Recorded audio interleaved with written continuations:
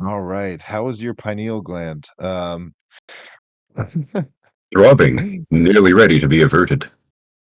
It can't be averted. Oh, welcome back to Politics and Movies. Today we've got it's as always it's Mike and friends, and today our friend is GS. I come from beyond, but most importantly, I come. And as you might have guessed, we are discussing the 1986 film From Beyond. Just leading into the spooky season, we're gonna have some spooky films back to back, and this is one of them. And yeah, this movie is a science fiction body horror film directed by Stuart Gordon, loosely based on the short story by H.P. Lovecraft of the same name. And it was written by Dennis Paoli and stars Jeffrey Combs and my horror crush, Barbara Crampton. And yeah, do you have any what political readings did you really get from this off the bat? Did you get any? Come get y'all kiss. I wasn't really getting anything for the first, little bit of the movie. One thing that's still puzzling me is it seemed like when we were getting to see the interior of the house where the experiment took place for the first time, the camera seemed to, take care in showing us the 13 colonies flag and the "Don't Tread on Me" flag, and I'm not sure why. Like, do you, I I literally said to Leandra, "This is what happens when you get libertarian scientists." scientists don't care about politics. Scientists just care about doing their science, at the expense of everything else. Is that a political orientation? No, but I just thought it was funny. As Yeah. like, what does that have to do with anything? Yeah. Yeah, am still wondering about that. I haven't been able to puzzle it out.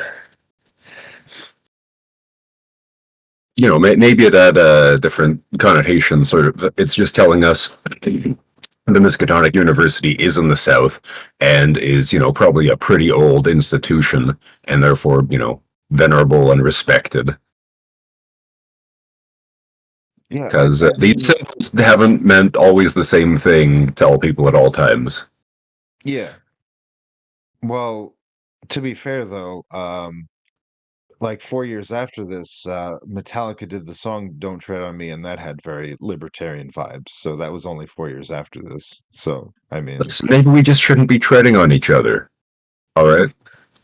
all right, I can get with that. Yeah. I mean, unless you're into that, in which case, that's the funny thing. Some things I've heard about this movie say that it has a you know uh, troubling representation of women and sexuality, and that the fact that Barbara Crampton's character was sort of seduced into the S&M world and was um, maybe demeaned by it in some way. I think that's the opposite of what the movie showed us. She had a great deal of agency in this film, um, and the force that compelled her to explore that is maybe partly her, partly something else. Because it was her that wanted to turn the machine on again in the first place after the first experiment, and she was the driving force behind that. She was the not the inciting incident, but she was the certainly active in the plot in a lot of ways, and is the main character, arguably. She's the protagonist and the antagonist. She is the everything, the Yeah, female whole complete unit. I think that's interesting because in so many movies that are based around like mysticism or science, it's like there's a scientific curiosity and there's like a hedonistic curiosity, and this definitely had both of those in one character, and I think that Absolutely. I is think it was interesting. really thematically fascinating. Yeah. Yeah. Which I wasn't expecting going in. Like, I was expecting to not really like this movie, but it turned out to have not only a lot of really interesting themes and a lot of really good, well developed characters, but also some of the best, uh, creature effects I've seen, and an awful lot of them too. Yeah, it was pretty good. As you know, I haven't seen this one before, and I haven't seen Reanimator, which is really more baffling. But I've got to get on that. But I don't know. A Reanimator, I didn't care for it so much myself. Dagon is the other uh, Yuzna et al. That I would recommend in that vein. okay. It's just like a real movie somehow. This I'd also say is almost like a real movie. Yeah. It straddles the line. It's almost like into Cronenberg territory where it is body horror, but it's also very much a real movie. Yeah, I mean it's got a cold open. It's got it's got a match cut, like you say. Oh, that match cut was beautiful. It was, Mm. there's not a great deal of levity in this movie, but I thought that was pretty funny. Yeah, I agree. Way better than 2001's, honestly. Like that's a joke of a match cut, in my opinion. Sort of diminishes the movie, honestly. And the fact that people say it's the greatest one in cinema means, but anybody who says that, I think you can take their opinion with one or more grains of salt. Yeah. Yeah. It's funny because when you said that, I was like, what scene is he referring to? Oh, the bone scene. Okay, I know. The match cut, yeah. Yeah. Fucking sucks. You heard it here first, folks. Here and only here.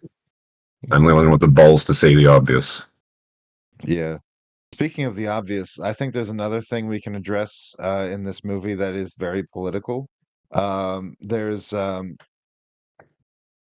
considerable hinting at Reagan's policy on the mentally ill, and when he shut down the funding for a lot of mental hospitals in the mid 80s, and caused a lot of mentally ill people to be homeless and living on the streets.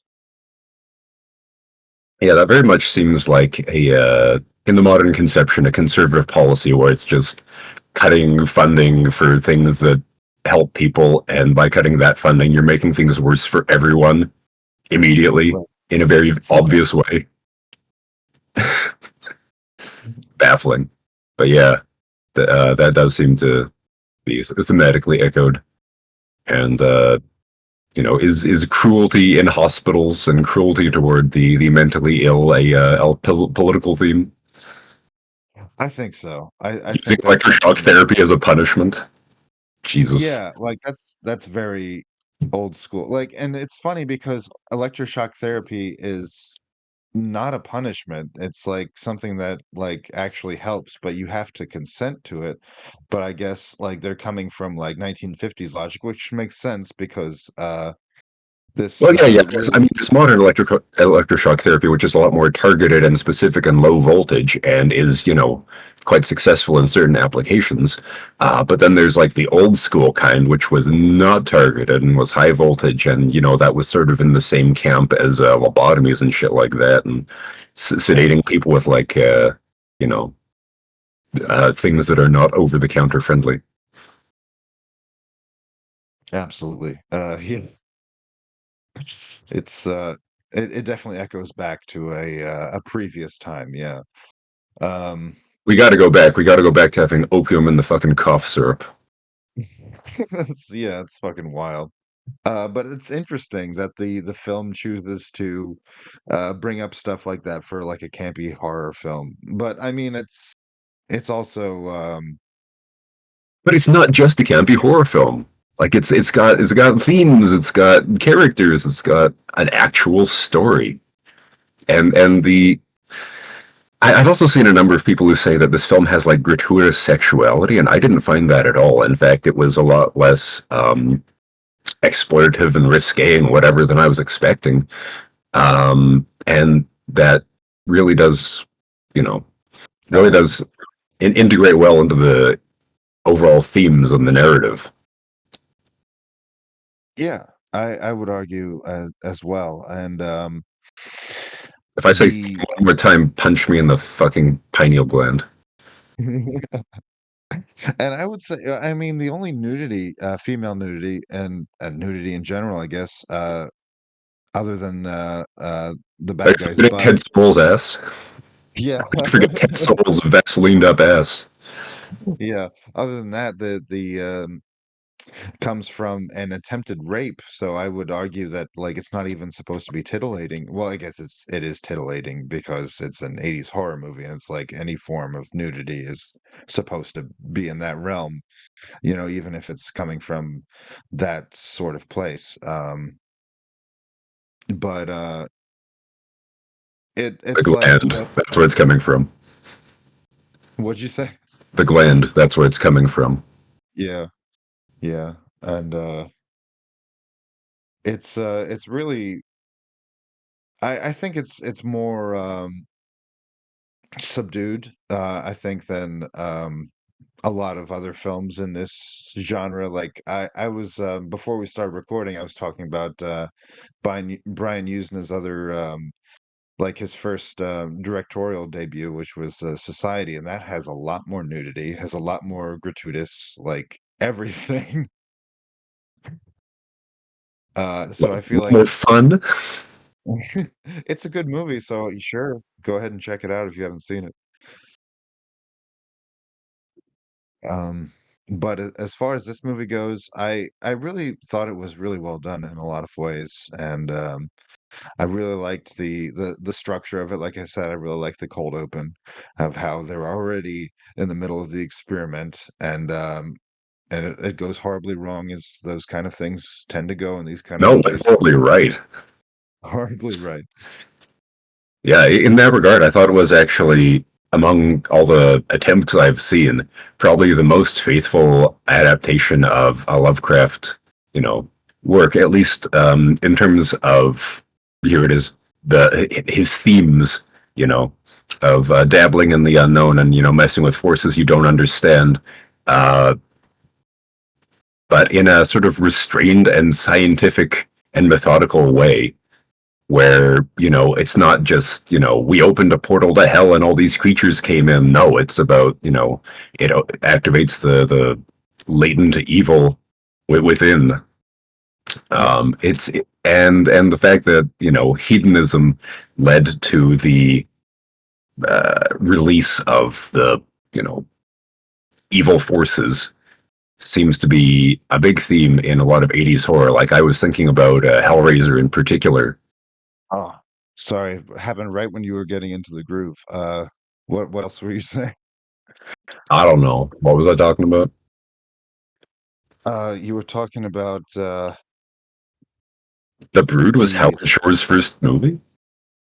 Damn. the The Brood. Yeah, we're cutting all this oh, out anyway. to be fair, yeah. Um, he scored it. Yeah, was his first score. Okay. I What was I really don't talking remember about? this movie. You were talking about Oh, you gotta rewatch The From Brood. Beyond, It's the movie. fucking good. Yeah, no, I like the bird. You know Cronenberg's my husbando. I think he's Oh, my favorite anyway. director. Is he really? Okay, that's interesting. That's you heard it here first on Politics and Movies. Cronenberg is GS's favorite director. I mean, big duh. Who else is it gonna be? Yeah, I mean that's fair. So, where do you stand on like the actual like pseudoscience in this film? Do you think it was like actual Well, you know what's like funny is they actually did have a pineal research person listed in the credits. So, I mean, I'm a big fan of taking something that you read a headline about in some science magazine and then spinning off some wild pseudoscientific plot based on that. Like I love that shit. Because it's just taking something real and then going on a creative flight of fancy with it. Um, Yeah. and I wonder what Joe Rogan thinks of this movie.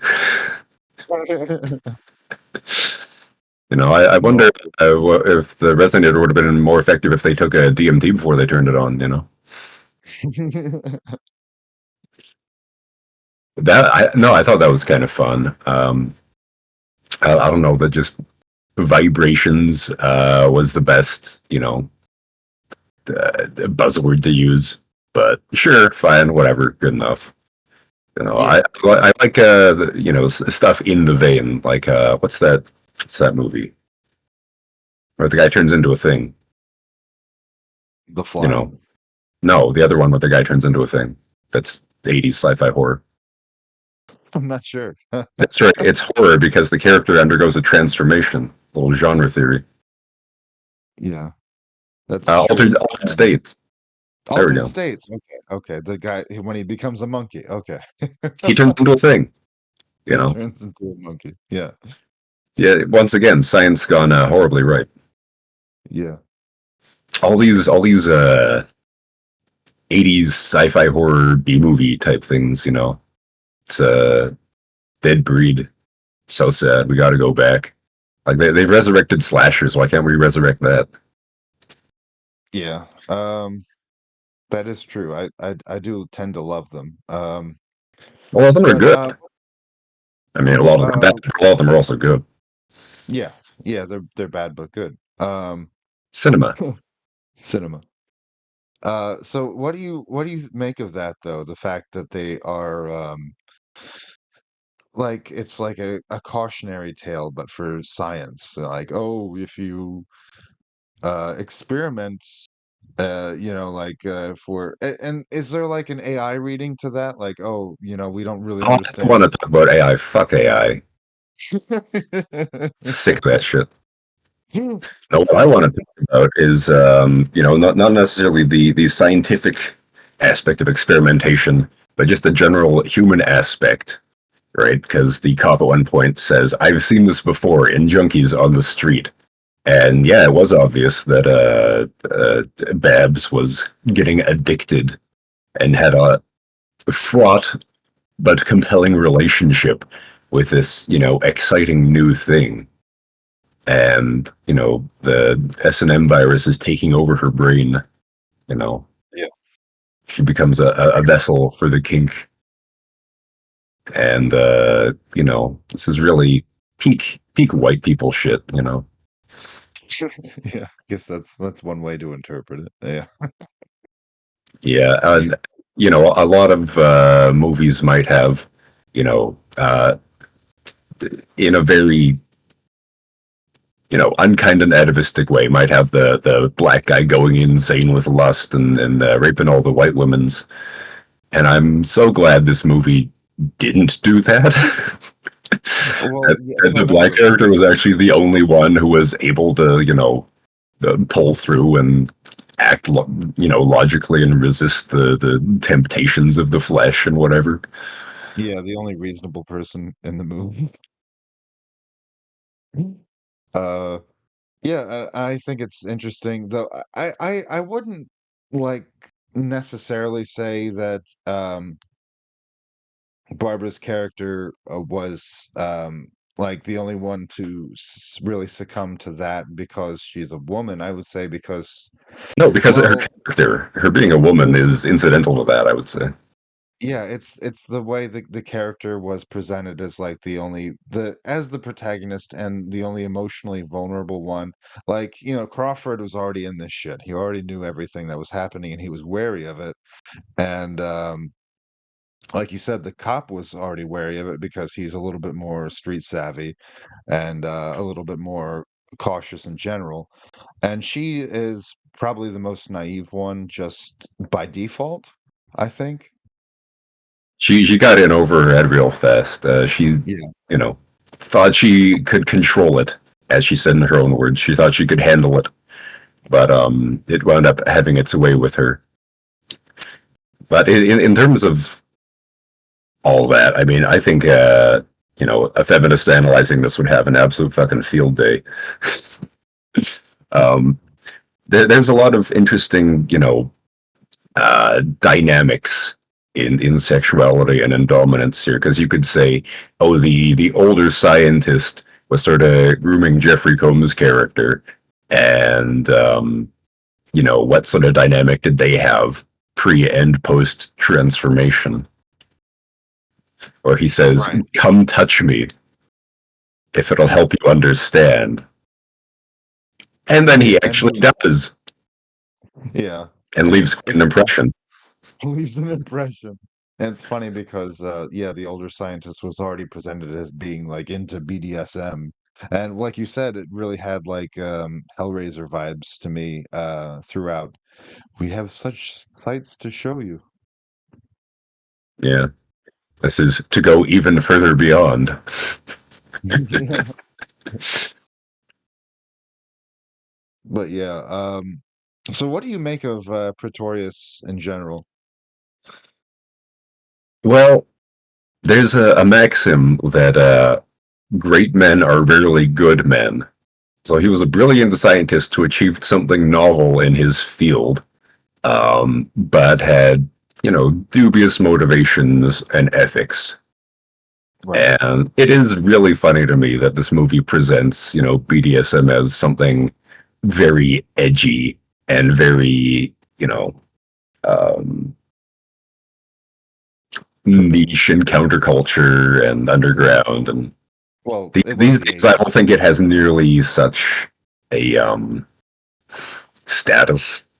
No, and you We can have be the argued it internet, was and we can pushed in the see, 80s. Yeah.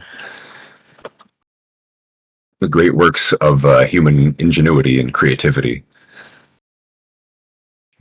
Cathedrals of sin, stained But glass, stained with, exactly what. yeah. And I think it could easily be argued though that in the 80s it definitely was part of the counterculture, and that's why it was such fodder for horror movies and novels. Like, Hellraiser started out as a novel and uh Well, but yeah, I of mean, course, famously, who was it? The horror writer and director, oh, Clive Clive Barker Barker, was actually, you know, uh, gay into gay and movies. into all that. Yeah, Yeah. And and like that's interesting. the crossover influence of the people who actually, were did have a foot in that world, and also, had a foot in cinema, and how that stuff became, you know, the horror iconography in that organic way, and introduced it to, you know, a world of Barbara Crampton's. Yeah, she does enter with the sort of, I wouldn't say virginal, but sort of naive and pure and open-minded um, sort of persona, and Yeah, and undergoes like a maturation, right? An accelerated maturation uh, through experience, through having this, as I mentioned, fraught relationship with something novel, something wonderful and terrible, something that she may or may not be in control of. But she never manifests a pineal tentacle, which is, I mean, so blatantly phallic that it almost doesn't bear mention. right, and but Coax it out of the doesn't sheath with your forceps. yeah. And that is interesting that only the, male characters, really develop it, but, it's the 2 male characters that have been exposed to the resonator the most, so Yeah, so it I makes guess sense, like in terms of yeah. the plot, but it also makes sense in terms of the themes. Yeah. No, that's a good point. So fucking tight. Yeah, very very tight plot and script overall, like impressively so. Yeah, absolutely. It was very well done. I really didn't have any complaints. I thought it was well written, well directed. Yeah, definitely well shot. I mean, not to like a showy extent, like that it wasn't No, ostentatious in its presentation at all. no, No, not it really was any trick shots in the editing or whatever. no, not like some of the other movies we've covered. But yeah, I would say it it flexed a little when it came to the character effects because it really does put them on screen and they yeah. actually do work. Like they're not just bad B movie schlock. You can see the wires, like maybe a little bit on the creatures that are floating, but a lot of the other Yeah, and stuff is really holds up like impressively. yeah, absolutely. The actual design of the um otherworldly Pretorius was great. Like I don't really have any problems with that. I thought it was funny though. One that has aged poorly though was the transition where he's like where Crawford says, oh, whatever he says, like come get me, eunuch, or whatever he says, and then the flying creature Oh is like yeah, clearly that like was. the one that's yeah. Well, that's hard when you have like pure effect interacting with a guy. Like it Yeah. was a step up from throwing a skeleton at Bruce Campbell from off screen, Yeah. but only a step. Yeah, it's not quite as bad as the paper mache head in House on Haunted Hill. Yeah. Yeah, but when the rest of the movie is as competent as it is, something like that is a bit more glaring. Right. Exactly. Yeah, I think that's the only reason I really remembered it or, retained it in any ways because everything else was so impressive. Um, so yeah, I Including thought it Barbara was Crampton's breasts. Yum. all right, don't get gross. It's part of the body horror. Yeah, well, Yeah, well, yeah, listen, well. they're right there. You know, Yeah, well, it's true. What can you do? Um, but anyway, I you can make was your there fingers anything get else? much longer. Oh. All the My better to finger. grope you with, my dear. Yeah. Jesus, yeah. Um, I'm trying to think if there's anything else political that I noticed. I think that's really we covered most of it.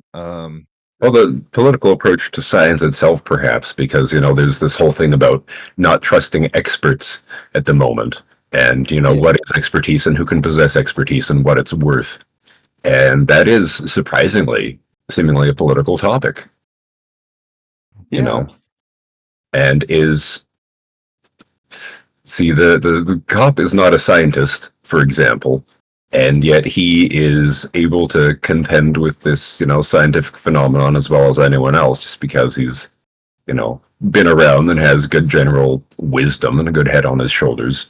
Um,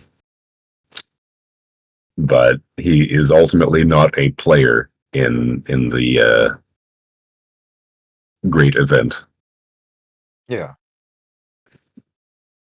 And okay, is there a So th experts cause the problem in the first place, right? yeah, and that's a general, like sci-fi horror trope. Yeah, So some oversight is necessary, right? Some regulation. yeah. Wow, that sounds like socialism, which I'm Well, totally we okay, should yeah, talk yeah. about Get your nose out of the little red book. that. Oh man. Okay. Well, no, I think government oversight is necessary to a degree. I mean, look at all the fucking horror that's been caused by rampant capitalism in the U.S. I mean, fucking like all the environmental damage, all like the companies that are just dumping shit into lakes and rivers and ground and wherever, and it's been causing, turbo cancer, and shit like that. No, no, no. We have to have private oversight. See, because There's no such thing government as is just a private. bunch of bureaucracy and it's ineffectual. And then it's a bunch of, you know, people that you didn't elect doing, Yeah, things that's that only affect true. you. That's only true when the funding gets cut. Like if there's money there, if there's like a healthy stream of financing to those oversight sectors, like then, but like that's the thing when conservatives are in power, they cut all that funding, and then they're like it's just all you got is yes men, and so I See, guess yeah, that's that's why only private sector options are effective. It's because there's no corruption there, yeah. right? It's all transparent and accountable all the time, and there's never Oh yeah. any bureaucracy, and it's never people you didn't vote for telling you what to do. Sure. Yeah. Oh, anyway, what else was I gonna say? Sign my petition, make body horror great again. It's funny I've though got because this pineal gland, everyone knows it. yeah, your No problem pineal there. gland is huge. No, I think it's funny though because yeah, Cronenberg doesn't really do body horror as much these days. He does dramas. Yeah, it's because he could never get studio funding. Like he kept, Yeah, saying, "I'm gonna fucking quit movies because I can't get anything funded." Even when he was doing more dramas, he had issues with the studio system. right. Such a shame, you know. It really is. Um, and it's a shame that he couldn't even find that funding in like streaming because like There's no money in streaming. It's illusory there's money. money. It's made up money, Fucking Netflix like just is like fucking cranking out movies all the time. and they're all shit. Not all of them. Is anybody getting a Netflix subscription to watch a specific movie? No. It's not like video games where you might get a console just to play a specific game, right? I don't even know that people do that anymore. I hope not. But making a purchase for a specific piece of content is no longer so much a thing. Or you get, 1 month of your service to watch, one movie or one show, and then you don't renew it. Or Yeah. they're hoping that you forget to cancel it. Well, that's a subscription model for a lot of companies these days, unfortunately. Anyway, I think we're getting a little off the rails. Is there anything else you wanted to say about From Beyond? I have one more thing. Um, and this is a horror trope. Um, do you think it's worth mentioning that the only the token black character is the first real character to get killed off? I didn't even notice that. Yeah. Because you could say, "Oh, Pretorius dies for" no, he doesn't, he transforms, that's different. Well, human Pretorius, you know. Yeah. His superego dies, but his id lives on. Yeah. That's a funny point, yeah. And then who's the second death? Isn't Is it it the doctor? No, no, that's later. the doc yeah, I thought it was her, though. Maybe it is. Yeah, because the next death doesn't happen for a while, so I think it might be her. She's the only example of the trope of asshole character who gets their comeuppance. Right. So it's sort of a And it's mixed. at a time when it's funny though because it's at a time when she's behaving reasonably and she's like, like trying to comfort Crawford and just being like, "Oh, I'll come with me. You don't know what's going on. You're in a strange mental state." And then he kills her. It's great. Even that character has like complexity. Yeah. Amazing. What a movie. Yeah. This movie is very scary if you're a Puritan who's afraid of sexuality. Mormons, stay away. Yeah. And also, if you're impotent, please don't go in search of the pleasures of the psyche. You know, Yeah, just Jeffrey Combs find might your be. prostate, or find Jesus, or find some other alternative. Don't open the Hellraiser box. Don't open the portal to the flying eel dimension. Yeah, the flying eel dimension. What if my pleasure is the box? We have plenty of that right here on Earth. All right. I was thinking of wrapping up. Was there anything else you wanted to say? No, Jeffrey Combs makes a lovely catamite. Yeah. Oh, I love oh, I didn't mention this. I love how he chews the scenery in literally every scene that he's in. And he does that with um every movie I've seen him in at least. Everything he's ever been in. Yeah. Yeah, Oh, that's it's the best part of DS9. which I haven't seen. But I recently watched The Frighteners all the way through for the first time, and he was great in that too. You'll love him in Reanimator. Okay. All right. We were talking about the 1986 film From Beyond, and this is Politics and Movies. Hope you guys had a good time. Uh, remember to tuck your pineal gland in late at night. Remember to vote for Reagan. You'll get to meet so many schizophrenics. I found a cure for schizophrenia. I can't It's wait. more schizophrenia.